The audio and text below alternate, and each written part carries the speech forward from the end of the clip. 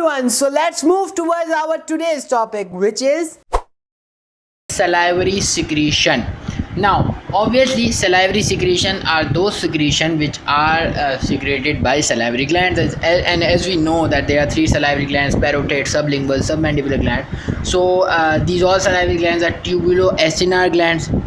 We know that glands are classified according to if I talk about the types of gland, there are acinar glands, tubular glands, and tubuloacinar glands. So tubuloacinar glands means that tubes are also present, that means ducts are also present, and the cluster like appearance or the pouch like appearance in the gland is also present.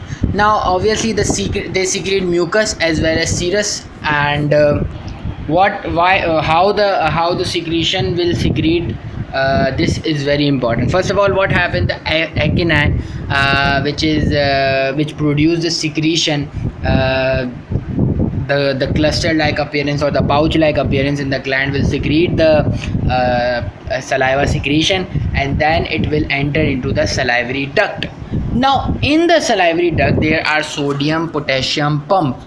Okay, the secretion, how the secretion is formed, the secretion in the stomach, intestine, saliva, large intestine, small intestine, pancreas, liver, in everywhere the secretion is formed by the help of mitochondria, endoplasmic reticulum, Golgi complexes, and then obviously the secretion will store in the vesicle, and whenever there is an impulse, whenever they are ordered to release the secretion, the secretory vesicle will open at the apical end, and those secretion will be released on the release in the duct or in the gland. So this is the whole basic process which occurs not only just in the salivary glands, but also it takes place in the liver, intestine, and other organs as well. Now what I was telling you about the acini. So basically in the acini the secretion produces and then it enters into the salivary duct. Now in the salivary duct sodium potassium pump are present, by which sodium will be reabsorbed from the saliva and the potassium will be released. Now क्या होगा, potassium जो है वो saliva में बढ़ जाएगा यानी increase हो जाएगा, और sodium will be decrease, sodium कम हो जाएगा क्योंकि वो रीएब्जॉर्ब हो गया. Now due to the high level of potassium in the saliva, the blood negativity will be more, there will be more negativity in the blood. So what happened, this difference will cause the chloride ions to reabsorb, and the bicarbonate will release from the epithelium, the epithelium of the salivary duct.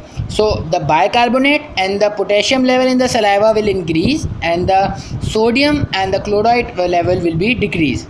Okay, so this saliva secretion is now ready to secrete, and then this saliva secretion will secrete in the oral cavity, and it helps in oral mucosa, it helps in oral tissue, and not only that, it also destroys many bacteria, many substances, harmful substances, and this all secretion is obviously controlled by brain stem, the nuclei, that is salivatory nuclei is present in brain stem, which control these all secretion. So this was the whole topic regarding salivary secretion, the secretion of gastric, the secretion of stomach, the secretion of intestine, liver, pancreas are also very much important, and I have also recorded that one, and you can watch that on the channel, Dr. MHM channel. But till then, work hard, study hard, and good luck. Take care. Bye bye.